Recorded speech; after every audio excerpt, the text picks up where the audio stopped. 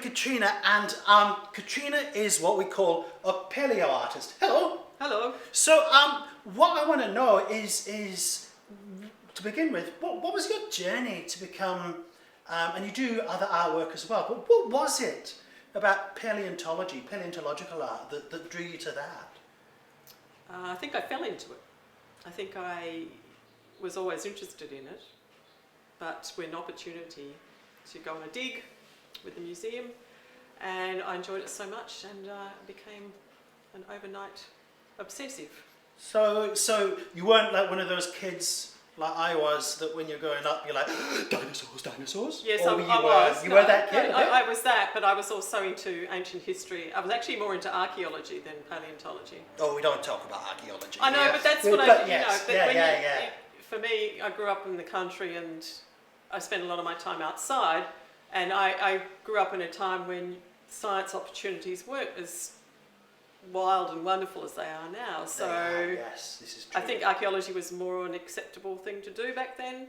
Having said that, even then it was quite hard to think how would I put that into my life as it was. And I was always creative and I was always an artist right from the get-go. Yeah. So you went into the art thing. Yeah, I was always an artist. I think you probably were too. Well, there's that, yes. I bet you were a performer. Well, yes, yes. Yes. A wee performer. A wee performer, absolutely. Like little you. Kilt, you know. My little, well, not always, only on special occasions, but always the tam o' shanter. So back to you. Oh, sorry. That's cool. So you're the kid, like lots of us, that fascinated by dinosaurs. I liked rocks and dinosaurs and rocks and stuff. And ancient And things. but you loved art, and so you went into art. Yes. And then a little bit later, this opportunity came up when you went But on before this... that, I've been a sculptor and a ceramist, and I worked in an industry, and I had a factory. I've done a lot of different things, and I tend to change my career path every 5 to 10 years. But I think this is it, because I think I found my niche. But do you find in searching that, though, there is a fundamental thing that is consistent with those things? Fundamental thing that is consistent. That comes back to the essence of who Katrina is. I wish I knew who that was. Is that? Well, this is your counselling session. But it probably is that the creative thing. It's a restlessness. And the rest. It's a discovery. And that's what science and art do together. Yes. Science and art, you know this, science and art do this together. Absolutely. It's both disciplines are about discovery and a journey. They absolutely are. And the are. destination is not necessarily that doesn't matter so much, but the journey is really important. Yes, and absolutely. I love it. So let's take us back to this dig that you went on. What was it that you've gone there and you've gone... Oh, I just loved it. I just loved it. They didn't know I was an artist. It was with the South Australian Museum, and I'd cajoled a number of people to let me go, and I was very lucky to be able to be one of the volunteers, and there was just something about it that fed my slightly obsessive nature. So I sat in that quarry and you could not get me out of there. I was just there for the duration. I know now about myself something that I did not know before, which is that I am a little bit obsessive. And that might be a helpful thing. And it absolutely can be in the right context. If you have an obsession. Well, otherwise, how would I pursue something that was so out of my normal realm? The paleo art thing it's hardly a job description that many people know about, let alone pursue.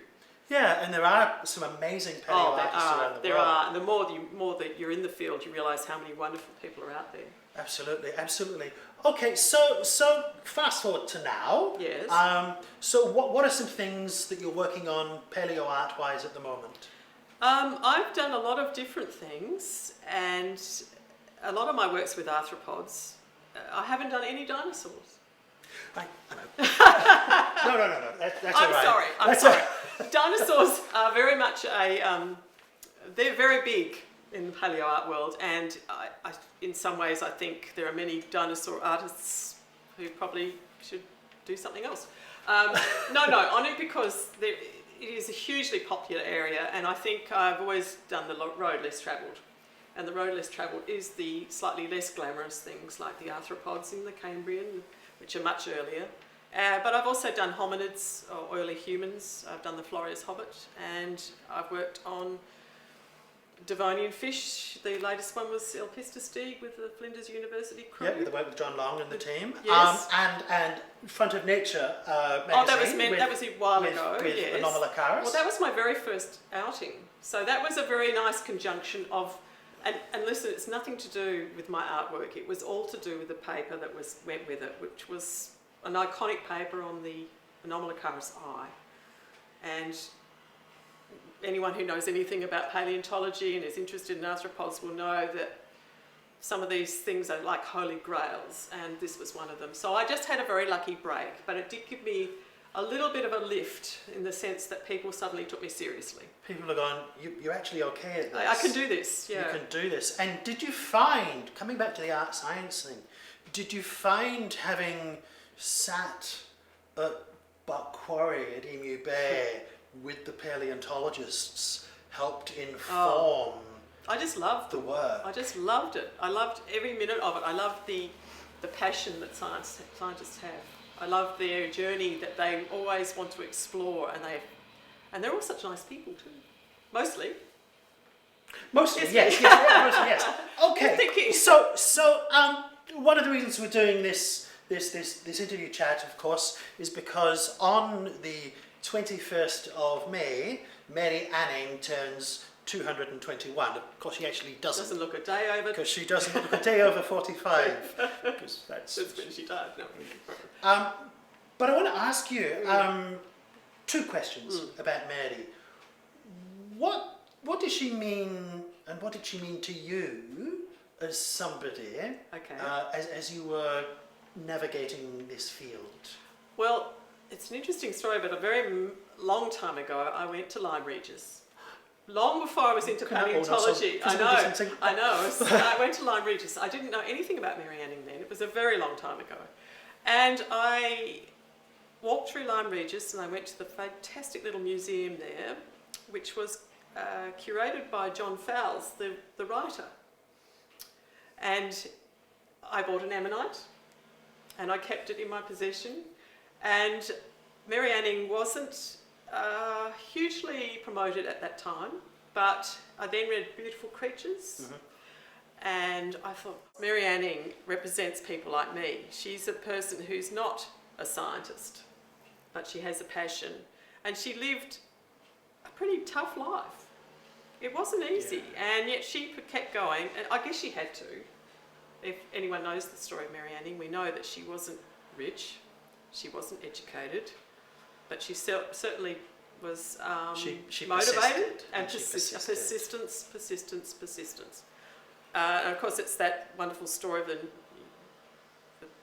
old white men who took over her discoveries and the Royal Society and all of that. And you just think, Mary Anning, I wish she could be reincarnated now, because she would just love it. She would love to see all these wonderful young women. To have her... To be able to... Yes, see what she meant. To get in a TARDIS. Yes. There's a Doctor Who episode. Yes. Where they get Van Gogh and bring in... They should have done Mary Anning. They need to... I'm going to constantly nag the BBC. With plesiosaur coming with... No. Yeah. Ichthyosaur or poop. But you're absolutely right. It's that, like... Paleontologists, and you talked about archaeology before, paleontologists and archaeologists for a long time have looked like this. Have they? And yeah. Well, not entirely like this, but the lab coat, the man thing, all yes. that. And I love that this series of interviews I'm doing is with some incredible women in paleontology from where I live here in South Australia, but also from around the world. And every one of them talks about Mary Anning. So you've talked a bit about her in general, but for you personally? For me personally, I think just that thing of being slightly an outsider, but still mattering. You matter. You can make a difference. That's all for Mary Anning to me, is that she made a difference, and she could have made so much more of a difference had she been born a couple of hundred years later, maybe. But then some of those I know, it's an evolution. Yeah, it's some an of those evolution. doors that effectively her life kicked down, even though they weren't all kicked down while she was alive. And I was going to didn't say, get to see it. do you think she...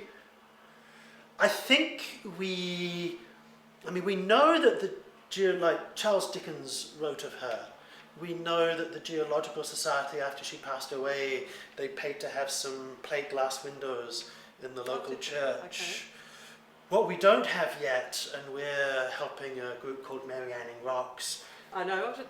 On Instagram. Yeah, Yes. there is no statue of Mary Anning in her hometown Yes. of Lyme Regis. Now we That's need to fix that. It's absurd. It is utterly absurd. There are more statues of people called John in England than there are of Mary Anning.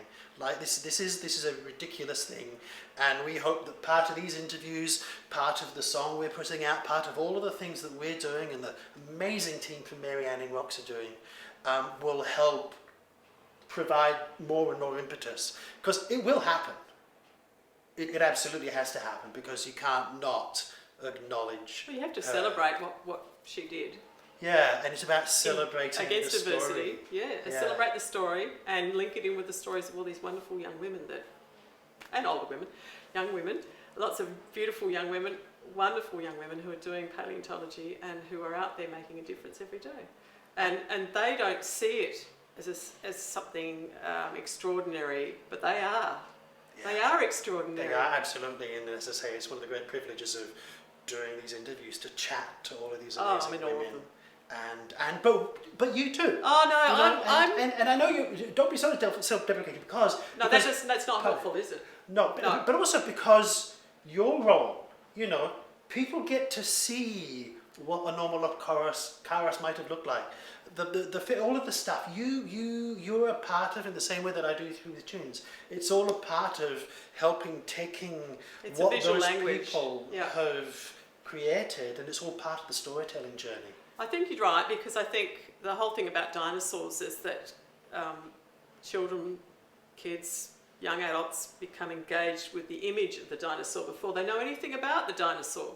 And I think to bring anything to life in a way that's understandable and accessible, and I think that's what I try to do, has to make a difference in a very small way to how people perceive paleontology. And if that's the least of what I do, that's fantastic.